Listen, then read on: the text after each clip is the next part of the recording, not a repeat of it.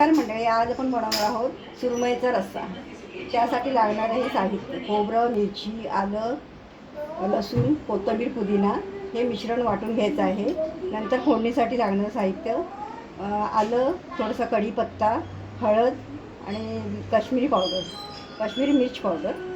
आणि हे सगळं वाटून घेते. आता आपण हे वाटून घेतलेलं आहे आणि सुरमईला फोडणी द्यायची. हे तेल ओतत आहे. 2 चमचे तेल घालायचं आहे आणि त्यामध्ये लसूण घालायचे आहे. लसूण आणि कढीपत्ता.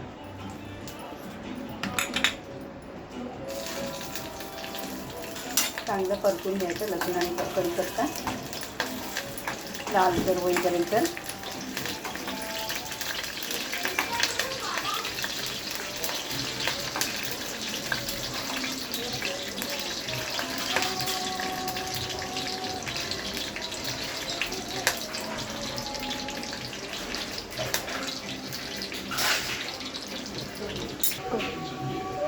अर्धा चमचा हळद, 1 चमचा मसाला, मिरची पावडर घालायची आहे आणि त्यामध्ये ही तेलामध्ये परतायची आहे सुरमईची.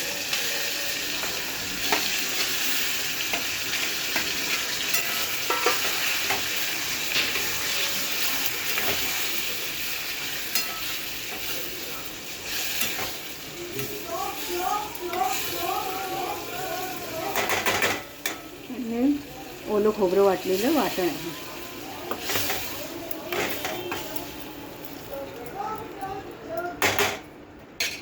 त्यामध्ये कोकम घालायचं आहे आणि मीठ घालायचं.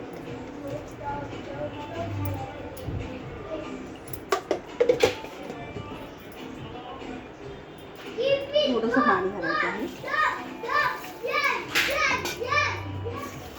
15 ते 20 मिनिटं हे शिजून द्यायचं. आपली डिश तयार. आता बघू शकता, आपली फिश आता तयार आहे.